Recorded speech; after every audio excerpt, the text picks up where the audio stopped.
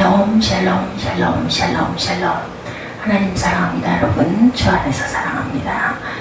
오늘 사무엘상 13장 말씀 15절까지 1절에서 15절까지 인내를 온전히 이루는 그러한 사람 저희들 되시기 바랍니다. 인내를 온전히 이루라, 이런 제목으로 함께 은혜를 나누도록 하겠습니다.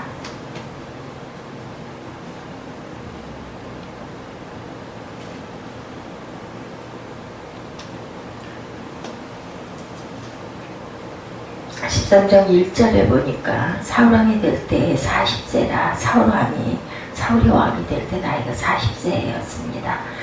그가 이스라엘을 다스린 지 2년에 시작합니다. 이스라엘 사람 3,000명을 택해 그 중에 2,000명은 자기와 함께 믹마스와 베델산에 있게 하고 1,000명은 요나단과 함께 베냐민 기브에 있게 하고 남은 백성은 각기 장막으로 보냈다. 이렇게 나눠서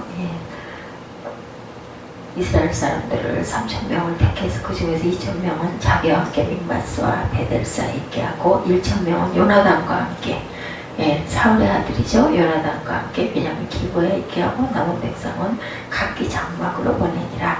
요나단이 게바에 있는 블레셋 사람의 수비대를 치매 블레셋 사람이 이를 들은지라 사울이 온 땅에 나팔을 불어 이르되 히브리 사람들은 들으라 하니 영원히 이스라엘이 사울의 블레셋 사람들의 수비대를 친 것과 이스라엘이 블레셋 사람들이 미움을 받게 되었다함을 듣고 백성이 길갈로 모여 사울을 따르니라. 사울에게 모든 백성들이 집중하는 그런 모습이죠.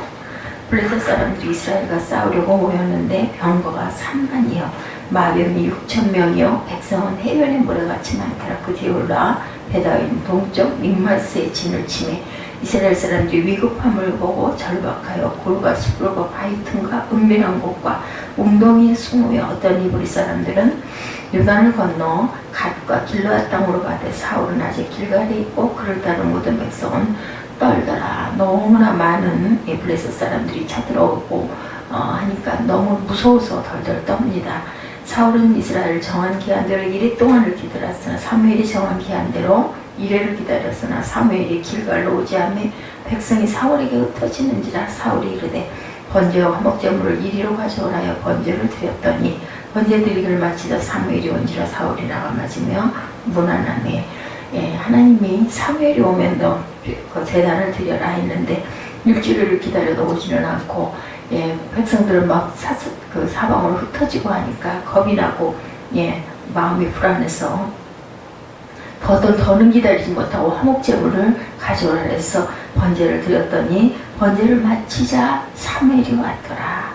사무엘이 이르되 왕이 행하신 것이 무엇이냐 하니 사울이 이르되 백성은 내게서 흩어지고 당신은 정한 날에 오지 아니하고 블레셋 사람은 믹마스에 모였음을 내가 보았으므로 이에 내가 이르기를 블레셋 사람들이 나를 치러 길갈로 내려오고는 내가 야훼께 은혜를 간구하지 못하였다고 부득이하여 번제를 드렸나이다. 이유는 있습니다. 늦게 오고 백성은 흩어지고 블레셋은 쳐들어올 것 같고 겁이 나서 부득이해서 번제를 드렸다. 13절에 사무엘이 사울에게 이르되 왕이 망령되게 형하였도다. 왕이 하나님 야훼께서 왕에게 내리신 명령을 지키지 아니하였도다. 그리 하였더라면 야훼께서 이스라엘을 위해 왕의 나라를 영원히 세우셨을 것이오늘 당신이 명령에 순종했더라면 왕의 나라, 당신의 나라가 영원히 서 있었을 텐데 그러지 못했구나. 그렇게 얘기합니다. 지금은 왕의 나라가 길지 못할 것이라. 야훼께서 왕에게 명령하신 바를 왕이 지키지 아니하였으므로 야훼께서 그의 마음에 맞는 사람을 구하여 여호와께서 그를 그의 백성의 지도자로 삼으셨느니라. 순종하지 아니했기 때문에 그의 마음에 맞는 사람을 구해서 야훼께서 그를 그의 백성의 지도자로 삼으셨다. 사무엘이 일어나 길갈에서 떠나 베냐민 기브라 올라가니라. 사울이 자기와 함께한 백성의 수를 세어보니 600명가량이라. 사울과 그의 아들 요나단과 그들과 함께한 백성은 베냐민 게바에 있고 블레셋 사람들은 믹마스에 진쳤더니 노략곤들이 세 대로 블레셋 사람의 진영에서 나와 한 대는 오브라 길을 따라 수알 땅에 이르렀고 한 대는 베트론 길로 향하였고 한 대는 광야 쪽으로 스보임 골짜기에 내려다 보이는 지역 길로 향하였더라. 그때 이스라엘 온 땅에 철공이 없었으니는 블레셋 사람들이 말하기를 히브리 사람이 칼이나 창을 만들까 두렵다 하였습니다. 온 이스라엘 사람들이 각기 보습이나 삽이나 도끼나 괭이를 버리려면 블레셋 사람들이 내려갔었는데, 예, 곧 그들이 광이나 삽이나 쇠사람이나 도끼나 쇠채찍 묻을 때에 그리하였으므로 싸우는 날에 사울과 요나단과 함께한 백성의 손에는 칼이나 창이 없고 오직 사울과 그의 아들 요나단에게만 있었더라. 블레셋 사람들의 부대가 나와서 믹마스 어귀에 이르렀더라. 이렇게 나와 있습니다. 이스라엘 왕이 된 사울은 암몬 족속의 길르앗 야베스 땅을 공격해 왔을 때 성령의 충만함을 받고 군대를 일으켜서 적을 단번에 물리쳤죠. 첫 번째 전투에서. 그때 사사여 선지자여 제사장이었던 사무엘은 이스라엘 백성들을 길갈로 이끌고 가서 그곳에서 고별 설교를 합니다. 그런 고별 설교에서 이스라엘 백성들이 왕을 구한 것은 하나님 앞에 죄인인 것임을 지적하고 백성들은 그때 회개하고 하나님은 그들을 용서하셨습니다. 사무엘은 백성들에게 앞으로 사울왕과 함께 일심으로 하나님을 섬기고 순종하면 하나님이 복을 주실 것임을 선언하죠. 백성들은 아멘으로 화답하고 각기 자기 고향으로 돌아갑니다. 사울왕은 고향으로 돌아가는 백성들 가운데 3,000명을 선발해서 오늘 본문이죠. 상비군으로 삼고, 이스라엘에는 상비군이 그때까지는 없었는데 상비군을 만듭니다. 위기가 발생하면 그때마다 군대를 소집하는 예비군 방식, 우리나라에도 예비군이 있죠. 지금도 있는지 모르겠네요. 예, 제가 어렸을 때는 예비군들 훈련들을 아빠들이 다 열심히 나이 제한이 있고 그죠? 받았었습니다. 상비군이 생겼다는 것은 이스라엘도 이제 왕정국가가 되었다는 의미이기도 했습니다.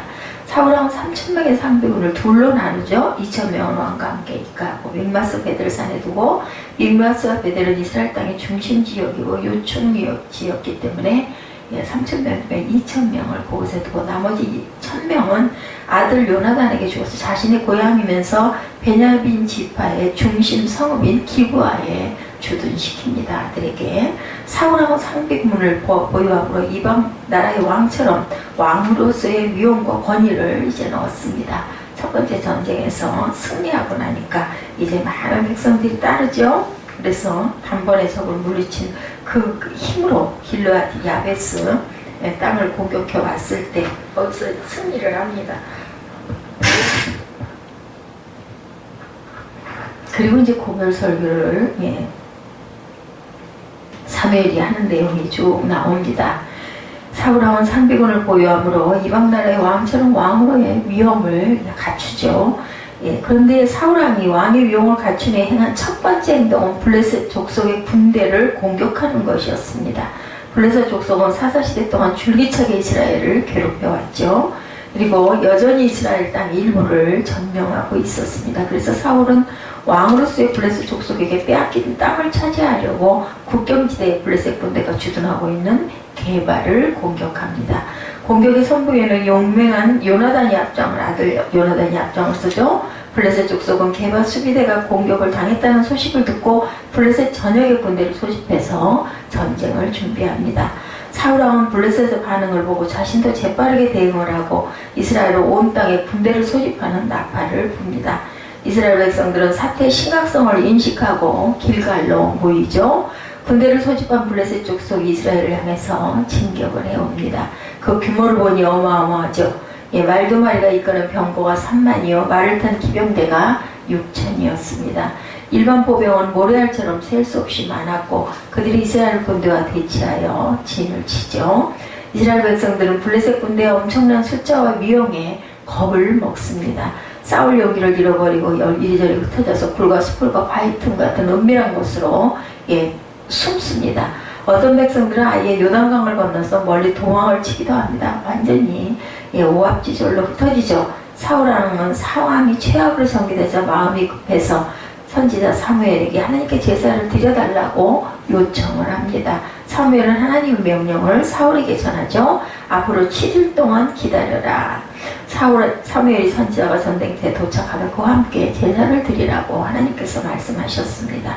그런데 하루가 지날수록 블레셋 군대의 위세가 대단해지죠. 도망친 이스라엘 백성들의 숫자는 또한 기하급수적으로 늘어납니다. 며칠만 더 지나면 모든 군사가 도망갈 상황이죠. 얼마나 마음이 조마조마했을까요? 사울이 입술이 바짝바짝 말랐을 겁니다. 그래서 하나님의 명령에 순종하면서 그래도 사무엘을 기다렸는데 마지막 7일째가 됐습니다. 이제 오늘은 사무엘 선지자가 도착을 해서 하나님께 구원을 요청하는 제사를 드리면 하나님의 놀라우신 도우심이 있을 것이다 이렇게 잔뜩 기대를 했는데 7일째 되는 날 해가 서쪽으로 기울어 가는데도 사무엘은 도착을 하지 않습니다. 조급했던 사울은 더 이상 지체할 수가 없어서 7일이 완전히 끝나기 전에 하나님께 제사를 드려야만 하나님의 도움을 받을 수 있을 것 같아서 번제물을 가져오라고 그래서 사울왕이 스스로 제단을 쌓습니다. 번제를 막 마쳤는데 사무엘 선지자가 도착을 해서 왕위에 간 것이 뭐냐고 묻습니다. 책망을 하죠. 백성들이 흩어지고 당신은 정한 날에 오지 않고 부득이해서 군대를 미마스에 진을 치고 있지 않습니까? 그래서 내가 야훼에게 도움을 요청하지 못하였으므로 부득이 번제를 드렸나이다 이렇게 설명을 합니다. 사무엘이 망령떠이 행하였도다라고 나무라죠. 여기서 왕에게 명하신 명령을 왕이 지키지 아니하였기 때문에 이제는 새로운 왕이 설 거다. 야훼께서 왕의 나라를 영영히 세우셨을 것인데 당신이 참지 못했기 때문에 이제는 왕의 나라가 길지 못할 거다 이렇게 얘기합니다. 여호와께서 그 마음에 맞는 사람을 구해서 그 백성의 지도자를 삼을 것이다. 사무엘은 말을 마친 후에 일어나 길갈에서 떠나 베냐민 땅 기브아로 가버립니다. 사울은 자기에게 남은 군사들의 숫자를 헤아리더니 겨우 600명뿐이었어요. 사울과 그의 아들 요나단과 이스라엘 군대는 게바의 진을 쳤고 블레셋 군대는 믹마스의 진을 치죠. 아직 서로 간의 정식 전투는 벌어지지 않았습니다. 그러나 블레셋의 일베 군도가 세 부대로 나뉘어져서 이스라엘을 약탈하기 시작을 합니다. 그들은 이스라엘 땅에서 전쟁을 위한 보급물자를 확보하기 시작을 하죠. 당시 이스라엘과 블레셋의 금속 기술 수준은 차이가 있었습니다. 이스라엘은 여전히 청동기 문화에 머물고 있던 반면에 블레셋은 철기 문화에 들어가 있었습니다. 그래서 이스라엘 백성들은 내구성이 뛰어난 철로 된 농기구나 칼을 얻으려면 블레셋 사람들에게 가서 도움을 받아야 했죠. 그러다 보니 이스라엘 군사 가운데 철로 된 칼이나 창을 가진 사람은 유일하게 사울과 요나단 뿐이었습니다. 객관적으로 국력과 군사력을 부를 때 이스라엘은 블레셋과 당연히 상대가 되지가 않죠. 칼이나 창을 가진 사람이 두 사람밖에 없었어요. 사울과 요나단. 이러한 무모한 전쟁을 일으킨 장본인은 바로 사울왕이었고 왕이 자기 독단적으로 큰 잘못을 저지르죠. 오늘 본문을 통해서 우리가 세 가지의 교훈을 갖습니다. 오늘 제목이 인내를 온전히 이루라. 병사의 야훼를 범사의 야훼를 인정할 줄 알아야 되겠다. 사울은 암몬과의 전쟁에서 승리한 후에 백성들에게 인정을 받다 보니까 그만 우쭐해져 가지고 상비군을 뽑고 그 중에서 나누죠. 2,000명은 자신이 1,000명은 아들에게 이렇게 그는 왕의 권세와 위용을 갖추고 자신감이 충만해집니다. 암몬을 물리쳤으니 이제 어떤 적이라도 이길 수 있다라는 자신감이 생겼죠. 사울은 자기 뜻대로 블레셋에서 국경 수비대를 공격한 게 잘못이죠. 블레셋은 오랫동안 이스라엘을 괴롭혔던 가시같은 존재이기는 했습니다. 사무엘상 13장 3절에 요나단이 게바에 있는 블레셋 사람의 수비대를 치매 블레셋 사람이 이를 들은지라 이렇게 나타나 있는 3절에 사울의 행동은 대단히 애국적이고 민족적이었던 것만은 사실인데 백성들이 매우 좋아하고 칭찬할 만한 일이었지만 사울의 행동은 무모하고 어리석고 옳지 않았다. 왜냐하면 객관적인 전력으로 볼 때 이스라엘은 블레셋의 적수가 될 수가 없었습니다. 또한 무엇보다도 문제는 전쟁은 오직 야훼에게 속한 것이기 때문에 반드시 하나님께 여쭤봤어야 되죠. 미리. 사울은 하나님께 여쭤보지도 않고 오직 개인적인 판단과 자신감이 충만해가지고 블레셋 공격의 수비대를 공격한 겁니다. 기습작전으로 사울은 작은 승리를 거두죠. 하지만 그것으로 끝은 아니었어요. 이 일을 빌미로 해서 블레셋은 군대를 일으켜서 이스라엘과 전면전을 일으킵니다. 사울도 불가피하게 전면전에 돌입해서 다시 한번 국가 동원령을 활동하여 군대를 소집합니다. 그러나 이스라엘 군사들은 블레셋 군대의 엄청난 규모와 위용을 보고 지리멸렬 흩어지고 맙니다.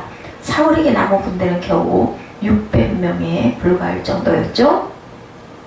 또한 진을 친 블레셋 군대는 전면전을 벌이기 전에 주변의 이스라엘 땅을 공격해서 약탈 행위를 일삼고 이스라엘 백성들은 큰 피해를 입습니다. 이 모든 사태의 발단은 사울왕의 무모하게 독단적인 블레셋 수비대를 공격한 데서 시작된 일이죠. 우리는 사울의 잘못된 행동을 보면서 우리가 범사의 야훼를 인정하는 그러한 마음, 먼저 하나님께 여쭙는 마음, 모든 것들을 하나님이 주관하신다는 그 믿음을 가져야 되겠죠. 잠언 3장 5절에 너는 마음을 다해 야훼를 의뢰하고 내 명철을 의지하지 말라 이렇게 말합니다. 크고 작은 일을 계획하고 시작할 때 우리는 절대로 하나님보다 앞서서 내 마음대로 행해서는 안 되겠다. 물론 그 때에 따라서는 하나님이 우리에게 주신 자유의지를 가지고 내가 스스로 판단하고 결정해야 할 때도 있기는 합니다. 그러나 어떤 일은 정말 하나님께 기도하고 하나님의 인도를 받아야 할 일이 있습니다.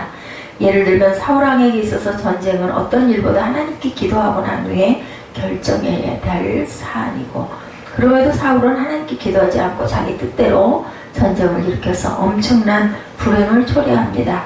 크고 중요한 일뿐만 아니라 자꾸 사소한 문제까지도 범사의 야훼를 인정해야 한다. 야훼를 인정한다는 것은 모든 일의 그 주권을 하나님이 하신다는 것을 인정하고 하나님의 지도와 인도를 받아야 된다는 거죠. 그렇게 하면 하나님은 우리를 지도하시겠다고 약속하십니다. 사울은 암몬과의 전쟁에서 승리를 거둔 후에 여전히 승리에 도취되어 야훼를 의지하는 마음이 사라지고 자기 자신감과 명철을 의지해서 이런 일을 저지르고 맙니다. 범사의 야훼를 인정하지 않고 마음을 다해서 야훼를 의뢰하고 내 명철을 의지하지 말고 범사의 야훼 주권을 또한 인정해야 되겠다. 그러면 하나님이 나의 길을 친히 지도해 주신다고 약속하시죠. 범사의 야훼를 인정함으로 하나님의 친절한 지도를 받는 저와 여러분이 되시기 바랍니다. 두 번째는 인내를 이루어야 된다. 오늘 제목이죠. 범사의 야훼를 인정하고, 두 번째로 인내를 온전히 이루자. 야훼를 인정하고, 두 번째는 인내를 이루자. 사울이 자기 독단으로 블레셋과의 전쟁을 일으키고 위기를 제쳐하고 난 뒤에 뒤늦게 하나님께 도움을 요청합니다. 하나님은 그럼에도 불구하고 즉각적으로 구원의 손길을 베풀지 않고 대신에 시험을 내리신 게 7일 동안 사무엘이 올 때까지 기다려라. 사무엘 선지자가 도착하면 그와 함께 제사를 드리라. 네가 얼마나 잘 견디고 참나보자 하셨어요. 8절에 사울이 사무엘이 정한 기한대로 1회를 기다렸습니다. 사울도 처음에는 자신이 성급하게 무모하게 전쟁을 일으킨 것을 반성하면서 7일 동안 사무엘 선지자가 전쟁터에 도착하기를 기다렸는데, 그런데 7일째 되는 날 그냥 꼭 사무엘이 도착을 해서 그와 함께 하나님께 제사를 드리면 하나님께서 구원의 손길을 베풀어 주실 것이라고 믿었는데, 해가 서쪽으로 넘어가는데도 사무엘이 오지 않자 마음이 급해지죠. 마음에 불안하고 또한 그 믿음이 흔들리게 됩니다. 사무엘 선지자가 나타나지 않자 제사를 자신이 급하게 당겨서 드립니다.